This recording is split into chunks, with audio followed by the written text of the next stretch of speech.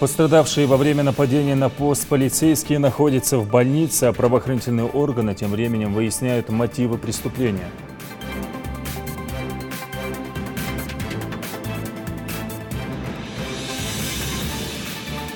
Земля должна дышать, работать и приносить пользу. Повышение урожайности с помощью инноваций. Такое предложение прозвучало на экономическом совете при главе региона.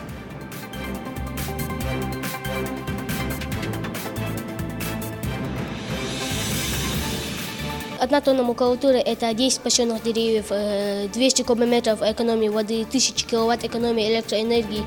Сдая макулатуру, ингушские школьники собирают старые книги, журналы и газеты. Таким образом, ребята спасают природу.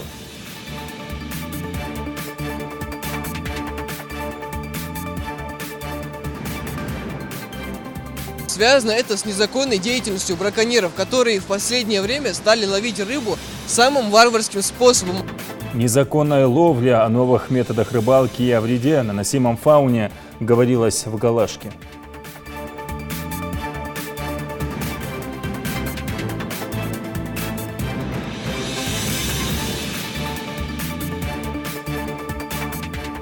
Крайне вормалут.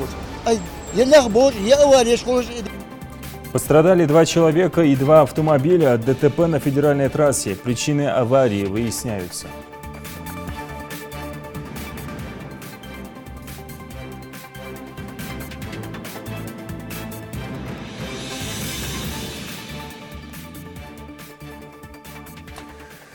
На телеканале «Ингушетия» информационная программа «Новости-24», в студии Амирхан Зортов. Здравствуйте. Правоохранительные органы проводят расследование по делу нападения на полицейских. Напомню, преступление было совершено накануне на стационарном посту в Яндаре. Сотрудники ГИБДД получили ножевые ранения. Они сейчас находятся в больнице. Их навестил глава региона. Слово Микаилу Тангиеву. На кадрах видеонаблюдения видно, как серебристый автомобиль приближается к посту ГАИ и на скорости сбивает одного из сотрудников. Но на этом водитель не успокаивается, он нападает на второго сотрудника и наносит ножевое ранение. Третьего инспектора, который бросился на подмогу, он также успел ранить, после чего ответным огнем был ликвидирован на месте. Как позже выяснилось, нападавшим оказался 20-летний житель Ингушетии Магомед Мизиев. Мотивы преступления пока не ясны. Этим занимается следственная группа. На место тут же приехала скорая помощь, пострадавших увезли в больницу. Все 3 раненых сотрудников находятся в реанимации. Врачи оценивают состояние одного из них как тяжелое, а 2 других среднестабильное. Им была оказана квалифицированная медицинская помощь. Одному из них сразу было начато оперативное вмешательство, потому что было ранение ножевое в брюшной полости с проникновением в кишечник. После оперативного вмешательства больной находится в реанимационном отделении. Сейчас он в полном сознании, разговаривает. Все мероприятия необходимые проводятся. 2 из них уже могут быть подняты в травматологическое отделение, а 3-й больной, оперированный, он пока несколько задерживается в реанимационном отделении. Один из пострадавших, Муса Костоев, его первым ранили ножом. О том, как прошла операция, рассказал хирург. Больной Костоев Муса Истрапилович поступил вчера вечером, в начале 5 часа, в тяжелом состоянии, с проникающим колотым резаным ранением брюшной полости, повреждением большого сальника, поперечно-ободочной кишки, с гемоперитонеумом, то есть кровь была в животе. Больной был в экстренном порядке прооперирован. В данном состоянии больного средней степени тяжести, он в сознании, адекватен, на вопросы отвечает, просит воду мы разрешили ему пить. По касаемо Евлеева тут множественные ушибленные раны, резанные раны, закрыточерепно-мозговая травма, раны все обработаны, сегодня перевязаны, состояние стабильное, будем надеяться, что будет так и дальше. Касаемо Муталиева, тут ножевое ранение в области грудной клетки с повреждением лопатки. Но жаловался на головные боли. Сегодня вызовем еще раз на консультацию нейрохирурга. Будем определяться с ним дальнейшей тактикой лечения. На данный момент состояние, стабильное, все необходимо делается. то же самое раны обработаны, перевязаны. Навестить сотрудников полиции приехал и глава республики Юнусбек Евкуров, поинтересовался здоровьем пострадавших и пожелал им скорейшего выздоровления. Который там тяжелее был, да? Да. Операция провели? Все нормально, все сделали, помощь оказали. Они сейчас в стабильном состоянии. Муса, мы что?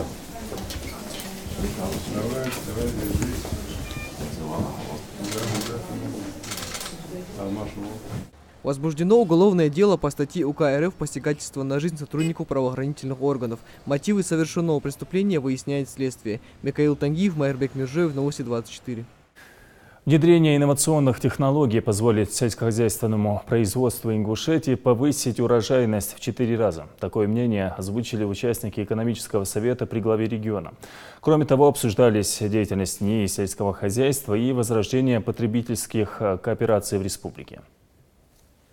О повышении роли и эффективности деятельности Ингушского научно-исследовательского института сельского хозяйства в начале встречи рассказал директор НИИ. Магомед Базгиев озвучил результаты 6-летней работы ведомства. В комплексе мер организационного, финансового, инвестиционного и технологического характера необходимо иметь хорошо продуманную и охватывающую основные отрасли АПК научно-исследовательскую и внедренческую инфраструктуру. В этой связи необходимо создать в структуре Ингушского НИИ сельского хозяйства опытно-производственное хозяйство, на базе которого внедрять разработки института, где будут проводиться выездные семинары, дни полей и другие мероприятия по пропаганде и внедрению инноваций. Для повышения точности и значимости проводимых исследований необходимо ввести 2-3 стационарных научно-производственных всеоборота различной направленности и интенсификации, которые будут полигоном для закладки полевых опытов. По мнению Юнусбека Евкурова, только внедрение инновационных технологий позволит сельскохозяйственному производству республики получать стабильно высокий урожай. Каждая земля должна дышать, работать и приносить пользу. Каждый клочок земли. Министерство сельского хозяйства показывает определенные темпы роста, потому что хорошая динамика, понимание, как это обосновать, почему это все происходит. Только одно. Это постоянные попытки преодолеть трудности каким-то таким кустарным способом. Постоянно. Вот системно это сделать, это, конечно, не хватает терпения. Почему? Потому что системная работа – это такой кропотливый труд. К нему надо приучаться. Но если к этой работе приучаешься, намного легче. Любой ГУП, любой КФХ, он даже в убыток себе работает, просто так для того, чтобы что-то делать. Хотя есть много технологий, которые позволяют ему как минимум 2 или 3 раза, а максимум еще больше, нарастить там свои доходы даже с гектара земли. Но мы это не внедряем. Если вам отдали подопытные образцы земли, то на этой земле должно быть не 30, а 60 аж центнеров с гектара. После того, как удобрение. Почему? Потому что вы же не просто, как тоже там, товарищ сажал, там, чтобы 9 центнеров собрать и показать нам, какой урожай. А вы должны там обработать, да, удобрения нужны. Селекцию сделать, это сделать и показать. Или хотя бы сказать, вот я в этом году получаю, мы там проводим опыты. Вот здесь так, вот здесь так, вот здесь так. Вы же не все 500 гектаров будете засаживать, там, засеивать пшеницей. Там же будут разные культуры. Да. Вот тогда и должны показать, что мы видим. Для чего это делаете? Для того, чтобы потом позвать всех там, на ваши опытные поля и показать. Акори позвать, ГУПы позвать, все позвать. Ребят, вот как надо работать. И кафедры, и аграрный техникум, и учителя, все должны получить задачу. Все должны получить задачу. И пусть они попробуют эту задачу не выполнить. И в моем понимании, как мы уже говорили, там и по Ингушскому государственному университету, не только у них опытные поля должны быть. У аграрного техника должен быть опытное поле. Они должны изучить опыт своих коллег там в регионах и посмотреть, как они делают. Председатель Совета Ингуш Респотребсоюз выступил с докладом, посвященным возрождению потребительской кооперации в республике, и рассказал о ее целях и задачах. Мы исходим из того, что каждый человек должен иметь возможность сдать имеющие у него излишки и купить по приемлемым ценам все необходимое. Поэтому первое и самое главное – это закупки излишков у населения, фермеров, ГУПов, любого вида продукции при формировании гарантированного сбыта. Для этого будет создана сеть заготовительных пунктов, то есть будет закупаться овечья шерсть, шкуры КРС, скот, топленое масло, сыр, яйца, творог и так далее с последующей гарантированной реализацией по ценам ниже существующих через торговую сеть в республике и за ее пределами. Будет организована закупка дикорастущей продукции, лесные груши, орех, фундук, мушмула, облепиха и другие, которые десятками тонн пропадают в наших лесах. Эта продукция будет подвергнута как первичной обработке, шоковой заморозки и инфракрасной сушки, так и перерабатываться на наших консервных мини-цехах. Глава региона согласился с пользой, которую несет возрождение кооперативных традиций, и гарантировал более детальное изучение вопроса. Поручение разработать поэтапный проект развития этой практики движения Юнусбек Евкуров дал экономическому совету и Ингуш-Респотребсоюзу. Протокол тоже, когда будет готовить, и чтобы понимать, как мы это делаем, и какая помощь, и где мы можем. Да, мы обязаны помогать, но изучите в том числе опыт. Какие магазины, если есть разные там методы. Мы даем многим налоговые послабления. Одним из условий, то, что они будут с вами работать, потребкооперация, чтобы ваши были магазины, какой-то знак там, чтобы было, какие-то условия делать. Поставлять продукты, поставлять вещи. Изучите, посмотрите, 10 дней срок. Глава республики дал 10 дней членам экономического совета и Магомед Сали Добриеву, помощнику-советнику, на изучение протокольных поручений с целью разработки в дальнейшем предложений по их исполнению. Хади Добриева, Хусейн Гагиев, Юсуп Ханиф, Рамазан Ахильгов, Новости 24. В сельхозпредприятиях региона ведется сев озимых культур. Уже выполнено больше половины от общего объема работ. В частности, в хозяйстве Орджоникидзе на сев пшеницы выделены 600 гектаров. Там побывал Юсуп Гелисханов. Пожалуй, самые востребованные работники в каждом хозяйстве – это механизаторы. Идрис Кадзоев посвятил работе землей почти всю жизнь. Утро он встречает уже на поле. Посев озимой пшеницы в ГУПе имени Серго Орджоникидзе не прекращается до позднего вечера.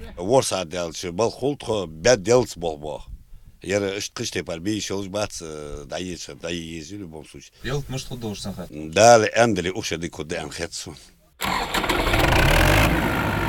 Закончив один, механизатор заезжает на следующий круг. За трактором бессменно тянется прицеп-сеялка. Техника равномерно, буквально по зернышку закладывает в почву будущий хлеб. В ГУПе уже засеяли 350 гектаров пшеницы, из планируемых в этом году 600. На поле, не покладая рук, трудится больше 15 рабочих. Задействовано 22 единицы техники. Пройдя 3 круга, трактористы возвращаются назад. Здесь у них своего рода заправочная станция, где технику заправляют топливом, а сеялку зерном. На каждом участке свой ответственный. Здесь, к примеру, за рабочим процессом следит Султан Зурабов. Ведет учет на поле и загружает сеялку зерном. Посевную в ГУПе начали в конце сентября. Из-за продолжительной засухи почву пришлось несколько раз обрабатывать. А чтобы получить богатый урожай, просто засеять недостаточно, делится Султан. Удобрение туец он ай. Ваулша. Удобрение ту важно делать духахул. Если мы начнем роль играть, же мой метр. Если мы дик йохер, отхаш хозмир. Семена удобрение отделать обработка холч озы 30 центнеров гектар, а 2 свободно. Сейчас в ГУПах республики посевная завершена на 60%. Под озимые в этом году отведено 24 тысячи гектаров. Наряду с ГУПом имени Серго Орджоникидзе активная посевная кампания развернулась и на полях хозяйств Зори Кавказа, Алханчурский и Дружба. В ГУПе Магаз эти работы уже завершены. В ГУПе также занимаются разведением овец и коз. Здесь насчитывается более 190 голов. Мясо животных реализуется, выставляется на различных ярмарках. 192 голов, за 150 голов матки. Акотиса принятие. Так, 150 открыт был. Также на ферме планируется и пополнение. В ближайшее время сюда завезут более 700 голов мелкого и крупного рогатого скота, ведь все условия для их разведения на ферме есть. Юсуп Гелисханов, Адам Далаков, Новости 24. Строительство социально значимых объектов, развитие сельского хозяйства и реализация новых проектов. В рамках инспекционной поездки в Кантышево глава региона вместе с руководителем парламента Залимханом Евлоевым побывал на нескольких инвестплощадках и предприятиях АПК. Тему продолжит наш корреспондент. В ходе визита глава республики уделил внимание нескольким инвестиционным проектам, которые реализуются в Кантышево. Руководитель региона посетил строящийся в районе новостроек цех по хранению, фасовке и производству пищевых продуктов. По словам инвестора Багаудина Зурабова, первый этап проекта – это фасовка сыпучих продуктов и глубокая заморозка. Помещение уже строится, территория огорожена. Глава поручил властям села и министру сельского хозяйства Мухаммеду Гагиеву изучить вопрос строительства дороги. То, что производится у нас, будет от насыпки, то, что у нас нету, будем завозить. Оптовые партии очищать, калибровать и фасовать. Так, 650 тонн в месяц. В месяц, да. Месяц. Когда заканчиваешь? В августе 18-го. Ну, вот как получал, может, полез, с учетом того, что сюда будет немножко вымоченнее. Да, здесь надо дорогу такую хорошую делать. Следующим объектом посещения стало хозяйство Рашида Кадзоева, который на 55 гектарах посадил саженцы деревьев и ягод. Только черешни в этих садах будут собирать 4 сортов. Первый урожай черешни, слива, айвы и яблок планируется собрать уже в следующем году. Спадка, дыхучее сердце Наполеон и кубанский. Ну и как? Получится? Вот первый урожай должен дать сейчас. Если получится, нет, но если все получится, все будет хорошо. Да, как стимул.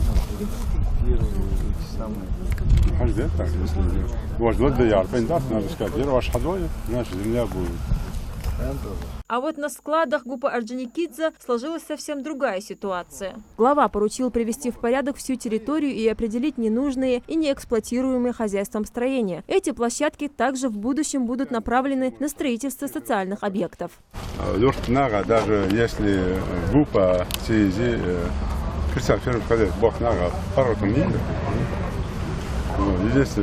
мало, так пошли в школе. И все отремонтировать, все привести в порядок, создать условия для себя. А потом уже бесплатно хранить здесь зерно, там, сушить, там, что-то делать там. Шлята и гмучия. Ясно. Шалада молодая, вообще это все сносим, ездить, жить. А для этого мне тоже надо понимать, КПД молодая, может быть. И больницы, больницу отвел, больницы, больницу. Ну что-то надо построить социальный объект.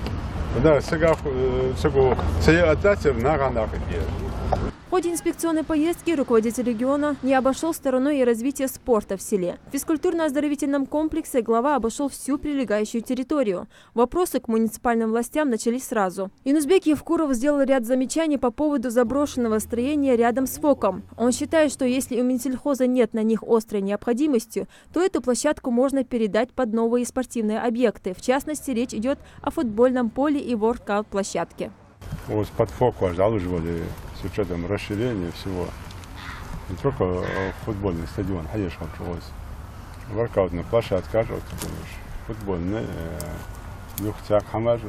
готовая площадка, спортивная такое, чтобы было. Теннисный корт это был, для футбольного поля бахсу. 90-60. Прошётки, хоть хавати.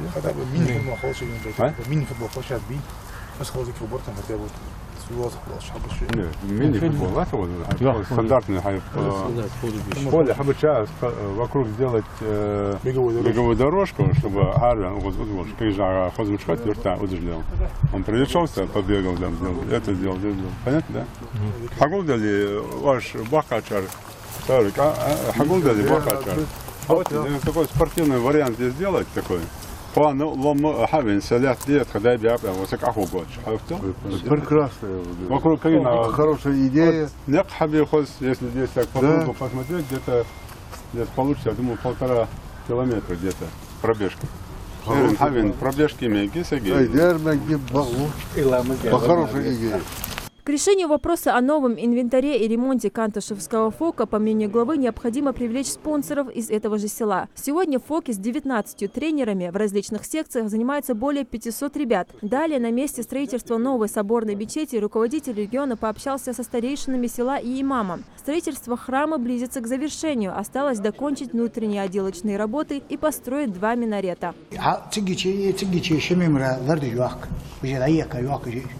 Да, надо губяка корчи, за воротыш, дарили кертыш дети, он ах, да из-за полностью материал хайца, да, нам здесь уже мотик, хатвая уже почти есть, они благоустройство и квар, 100 долларов. По недостроенным объектам образования, школе, детскому саду Юнусбек Евкуров поручил передать эти объекты другим фирмам, так как подрядчики уже отстают от графика. Лейла Гайсанова, Хусен Гагиев, Юсуп Ханиев, Рамазан Ахильгов. Новости 24. Недостаток кальция в организме может спровоцировать различные болезни, главная из них – остеопороз. Сегодня Всемирный день борьбы с этим заболеванием. В этой связи в Карбулакской больнице напомнили пациентам о необходимости употреблять витамины, чтобы не оказаться во власти остеопороза. Вот я вам сейчас брошюрки раздам, смотрите, вы это почитаете. И вот эти таблеточки, ежемики, по одной таблетке 2 раза в день. Больше витаминов и особенно кальция D3 для укрепления костей и профилактики остеопороза. Всемирный день борьбы с этим недугом медики Карбулакской горбольницы начинают с полезной акции. Лейла Заурова борется с этим заболеванием уже не первый год. О том, что ее костная ткань с возрастом стала более тонкой и хрупкой, пожилая женщина узнала во время визита к участковому врачу. Боли, возникшие еще пару лет назад, до сих пор дают о себе знать.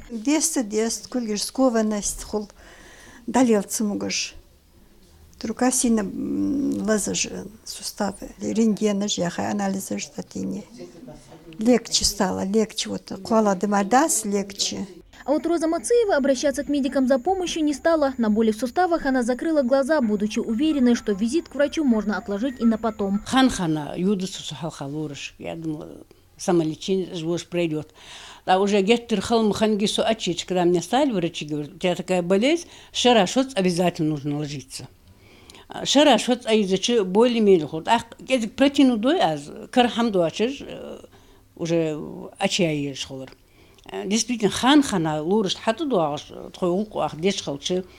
Мне кажется, легче лечению поддавалось бы. Остеопорозом в основном болеют женщины старше 60. В ревматологическом отделении Карбулакской городской больницы сейчас лечение проходят 14 пациенток с этим заболеванием. О том, что их кости поразил недуг, они узнали поздно. Просто болезнь способна развиваться долгие годы без видимых симптомов. И чаще всего сюда больные поступают уже не в начальных стадиях. Они об этом узнают только тогда, когда происходят какие-то изменения в суставах, переломы, ушибы.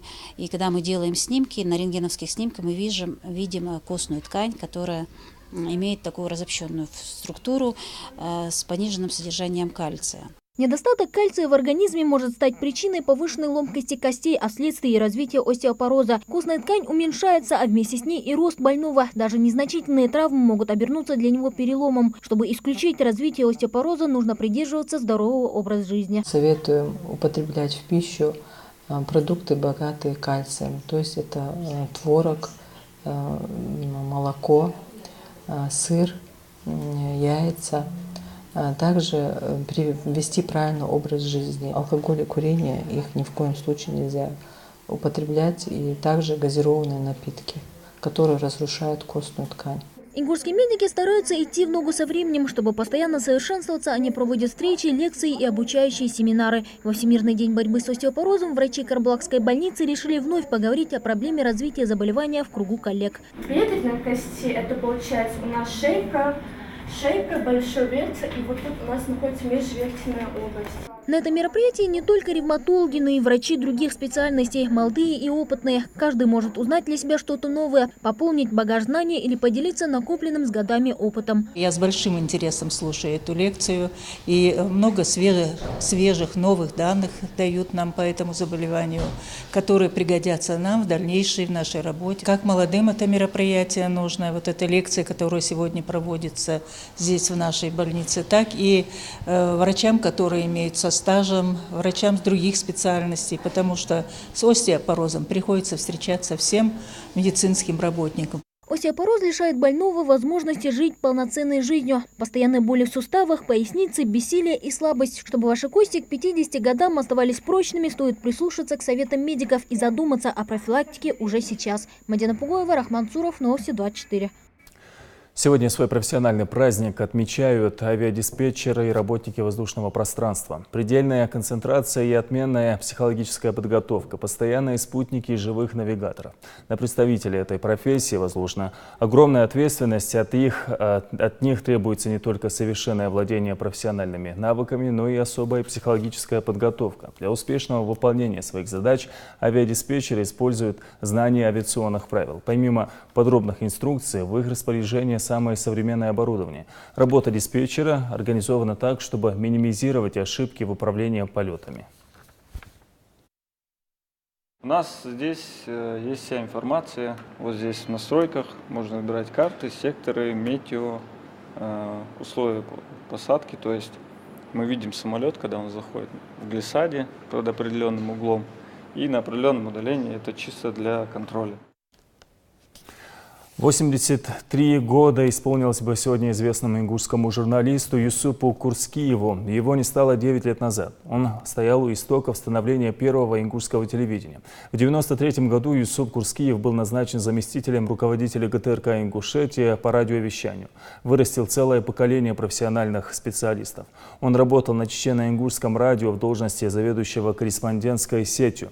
Позже становится корреспондентом, старшим редактором, а потом руководителем общественно-политической редакции на ингушском языке. Накопленные за годы работы знания и ценный опыт помогли ему занять свою нишу в радиовещании Ингушетии.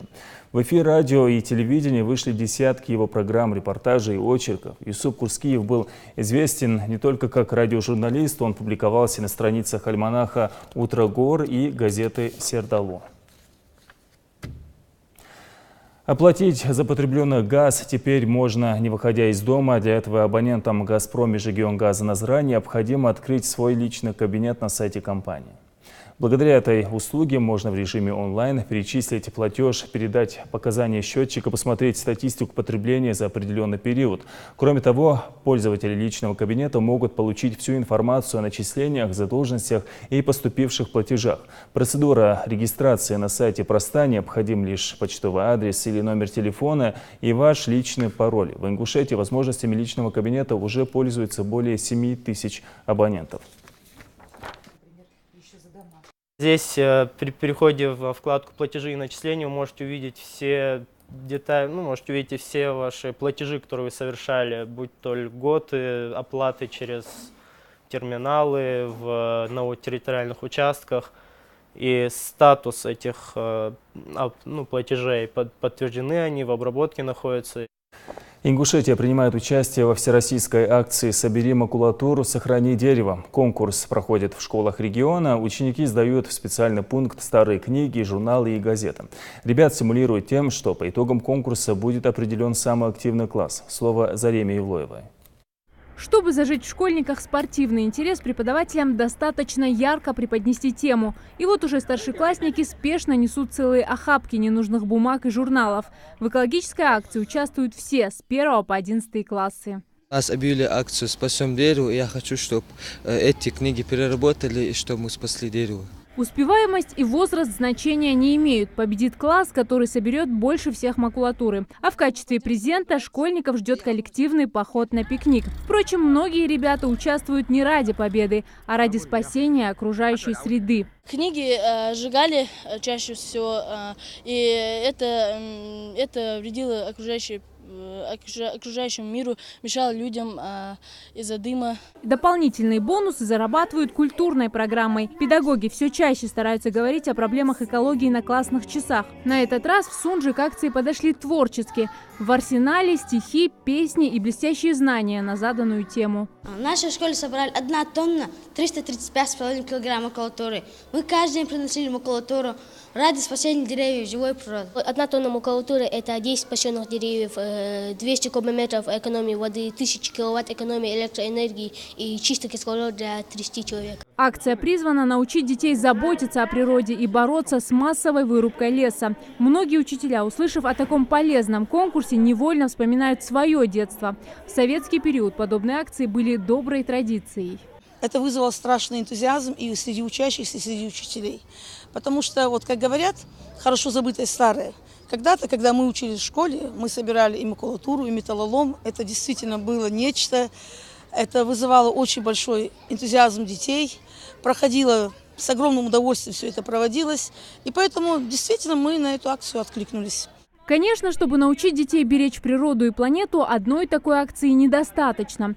Любовь к природе прививают в школе и через труд. Первая клумба, высаженная своими руками, на всю жизнь запомнится ученицам, уверены педагоги. Дни спасения окружающей среды здесь запланированы на 3 ближайших месяца. За первый этап акции «Сохрани дерево» только 1/3 школа собрала более тонны макулатуры.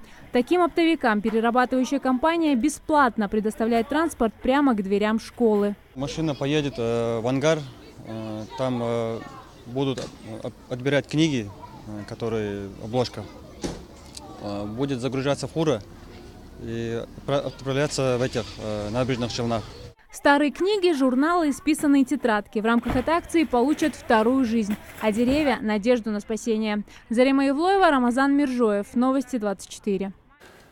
Миноба России предложила ежегодно проверять на наркотики школьников и студентов. В пояснительной записке к документу, опубликованному на портале проектов нормативных актов, говорится о ежегодном социально-психологическом тестировании учащихся, начиная с 5 классов. Отметим, проверки школьников и студентов на употребление психотропных веществ проводятся в России с 2014 года. Они могут включать как социально-психологические, так и медицинские осмотры. На ловлю рыб тоже нужно разрешение. В администрации Галашки обсудили проблему незаконной добычи водных биологических ресурсов. Говорилось о том, что рыбаки помимо сетей и обычных удочек сейчас используют еще и электроудочки, что наносят неисправимый вред фауне в целом. Материал Микаэла Тангиева. Еще несколько лет назад эти берега были излюбленным местечком для рыбаков. Местный егерь Абона Костов вспоминает, в полноводной Асе всегда было много рыбы, особенно форели. Но в последние годы ее стало настолько мало, что пришлось отнести к исчезающему виду и полностью запретить ловлю в здешних водах. Даже удочка заметна, Здесь обитают различные виды рыб, такие как форель, усач, серебрушка и многие другие. Но в последнее время их численность заметно уменьшилась. Связано это с незаконной деятельностью браконьеров, которые в последнее время стали ловить рыбу самым варварским способом, а именно с так называемой электроудочкой. Внешне электроудочка представляет собой больше сачок с длинной ручкой, закрепленными на ней проводами. Чаще всего в качестве источника тока используют автомобильный аккумулятор. Рыба, попавшая в зону действия разрядов, начинает двигаться в сторону ловца. О вреде, который такая система наносит фауне, даже говорить излишне. Электроудочки запрещенные методы бахкара. Так, ты пара из электроудочки цани бахкишо жбат, цу дохзиду цу алма дохзиду цу تحت يوچانه цулоз беба лабахак алхрбян лабахачар каюх футасара хаман пейден босыш что каюх юхмет отжда зиду цу. Чтобы не допустить экологическую катастрофу, к делу подключились ученые и биологи. Представьте себе период там размножения. Соответственно, казалось бы, вы там несколько, как говорится, форели отловили в этот период, ну и съели, а миллионы икринок, которые должны дать потомство, они же ими выброшены, там же распотрошили, поели и пошли. То есть, соответственно, это огромный ущерб. Любительский лов, для этого есть особое время, есть особые места, есть особые орудия лова и так далее. Но в данном случае, насколько я понимаю, этот вид запрещен, занесен в Красную книгу. Ясно, что там должен быть спрос более строгий. В зоне действия электроудочки массово гибнут мальки, моллюски, рачки и прочие водные обитатели, вплоть до простейших, без которых невозможна жизнь водоема. Такое отношение к природе недопустимо, и браконьерам не избежать наказания. Наказывается штрафом от 300 до 500 тысяч рублей. От 300 да, именно по этой статье. Значит, в зависимости от тяжести правонарушения, значит, этого преступления, может быть даже лишение свободы до 2 лет. Были случаи, когда незаконная ловля рыб электроудочками оборачивалась для самих рыбаков серьезными травмами.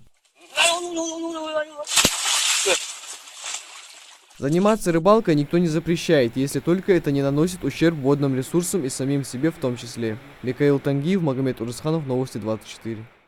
2 человека пострадали в результате очередного ДТП. Авария произошла на федеральной трассе М-29. Столкнулись 2 автомобиля, один из них, ВАЗ-2199, вылетел в кювет. Водители доставлены в больницу. На месте проводятся следственные мероприятия, причины и виновники ДТП устанавливаются. Несоблюдение дистанции между движущими транспортными средствами и несоблюдение скоростного режима при приближении на территории перекрестка. Почему? Потому что здесь один пункт говорит о чем? О том, что водитель должен вести транспортное средство таким образом, не создавая опасности и себя, и окружающим. И поэтому водитель должен руководствоваться всеми пунктами правил дорожного движения. Движение оживленное. У перекрестке город, где юрт примыкать держит. Световой ряд у световой халежер необходимо.